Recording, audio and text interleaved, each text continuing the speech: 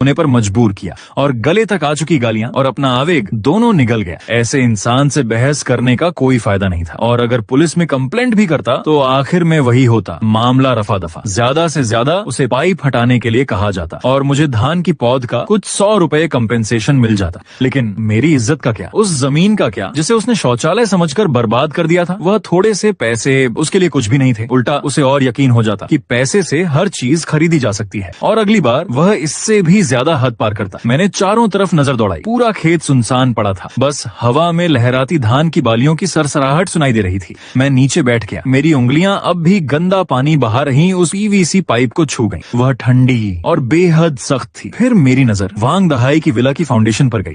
मैंने sewer pipe का रास्ता मन ही मन नापा और अंदाजा लगाने लगा कि उसकी फाउंडेशन मेरे खेत से कितनी दूर होगी। धीरे धीरे मेरी आंखों का गुस्सा शांत होने लगा। उस रात मैंने घर से अपने पूर्वजों की छोड़ी हुई खेती की वह पुरानी किताब निकाली। ये मेरे परदादा की विरासत थी। उसमें खेती से जुड़ी कई पारंपरिक बुद्धिमत्ता लिखी हुई थी। मेरी उंगलियां पन्ने पलटती रहीं और आखिर जाकर पॉपुलर के पेड़ वाले पन्ने पर रुक गईं। उसमें लिखा था, पॉपुलर के पेड़ों की जड़ें बेहद आक्रामक होती हैं। वे बहुत तेजी से बढ़ती हैं। उनकी जड़ें जबरदस्त ताकत से मिट्टी और पत्थर तक चीर सकती हैं। वे जमीन को मजबूत भी करती हैं और चट्टानों को भी तोड़ सकती हैं। मेरे होंठों पर एक ठंडी मुस्कान उभर आई। अगली सुबह अंधेरा पूरी तरह छंटने से पहले ही मैं कुदाल कंधे पर रखकर खेत पहुंच गया। गांव वालों को लगा कि मैं बर्बाद हुए धान के खेत की सफाई करने आया हूं, लेकिन मैं उस गंदी जगह से आगे निकल गया और खेत के दूसरे सिरे पर चुपचाप ड्रेनेज चैनल खोदने लगा। किसी को नहीं पता था कि मैं क्या सोच रहा हूं और किसी को यह भी नहीं मालूम था कि एक बेहद सोच समझकर रची गई बदले की शुरुआत हो चुकी थी। गांव के बाहर से उधार लाई गई पुरानी डीजल वाटर पंप कानों को चीर देने वाली आवाज में गरज रही थी, मानो कोई बूढ़ा बैल आखिरी दम तक जिद करके काम कर रहा हो। मैंने पंप की पाइप उस धान के खेत में डाल दी जो अब गंदे मल वाले पानी